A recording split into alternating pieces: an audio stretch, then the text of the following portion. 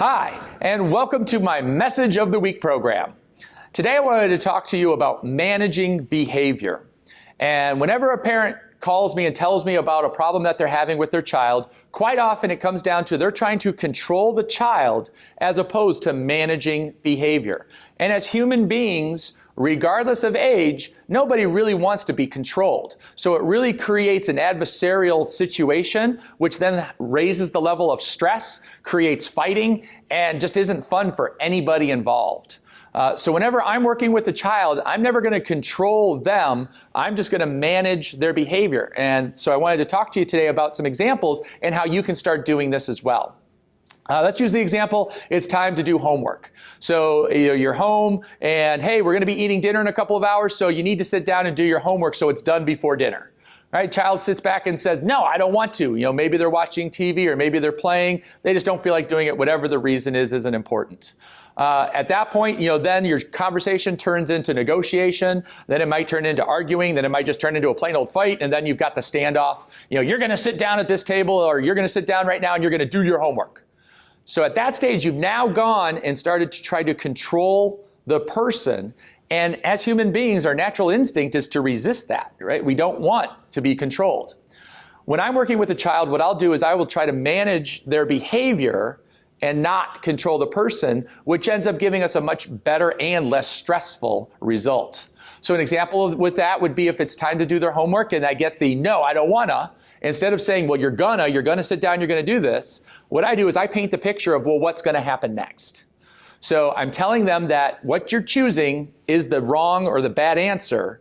I want you to make another choice, right? So I'm allowing them to do and behave how they want to, but understand that there's gonna be consequences.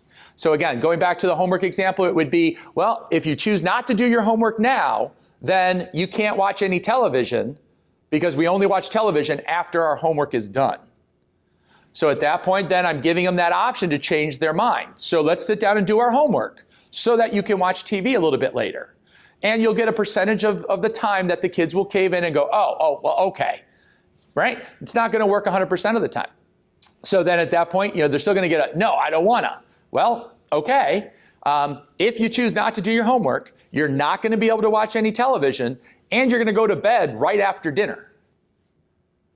So that at that point, you're going to get another percentage of kids that are going to cave in. And hopefully at this point, it's going to be, maybe as high as 90% of the time that both of those steps work. Occasionally, you might have to go to a third step, but generally that's going to be pretty rare in that instance. The kids basically are just trying to test the waters, and once they see that you mean business, they're going to fall in line with what it is. With older kids, kids in their teens, you can start making the consequence a little bit longer. Well, if you choose not to do your homework, you're going to get a 0 on the assignment. And if you get a 0, you're going to get a bad grade in your class. And if you get a bad grade in your report card, then you're not going to be able to do this over the next month or until the grade comes up or over the summer. So teenagers can start to understand longer consequences. Kids that are basically 9 years or younger, you want to keep them pretty immediate. So the consequence needs to be the same day, possibly the next day at the latest. Anything longer isn't really gonna resonate with them. They're not gonna really understand that connection. So hopefully you can start to see that instead of controlling the behavior, you're gonna do this or else, right? If anytime you catch yourself saying or else, boom, red flag should go up and right away start going, oh, wait a minute, I'm trying to control you. And so at that point, start to backtrack as best you can if possible, or if not, just do the best that you can with that situation.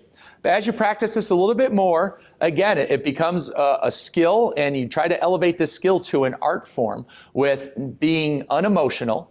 Sometimes parents will see me working with the kids here, and they'll see me just walk away from a kid in the middle of something. Right? And on a rare occasion, it'll be like, wow, he really doesn't care. And in fact, it's the exact opposite. I care so much that I'm going to keep working with this child until they get it. Right? But there's going to be these circumstances and processes, and they're going to do it this particular way. So by managing the behavior, right, I don't have to get emotional. I don't have to get stressed. I don't have to yell and scream. Right? I can just tell them that this isn't the right behavior. Right? And so then at that point, if this isn't the right behavior, this is what I want. If you choose to do this, then there's going to be this consequence. Right? If you choose to do this the way we want to, well, then there's going to be this great consequence. So by being able to paint those pictures and give the child options, they're going to understand, they're going to fall in line a whole lot quicker, and hey, you're going to be a whole lot less stressed. It's kind of a win-win situation, and that's always what I strive to make whenever I'm working with a child. So try to manage behavior, don't control the person, catch yourself and remove or else, right? Ultimatums, any of those final things as best as you can. And you'll find that there's a whole lot less stress in the house. You'll find that everybody's a whole lot happier and pretty much getting along most, if not all of the time.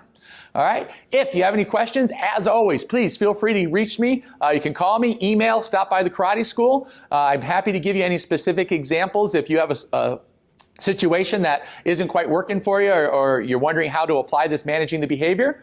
I'm more than happy to share my thoughts and feelings, and I'll talk to you next week. See ya.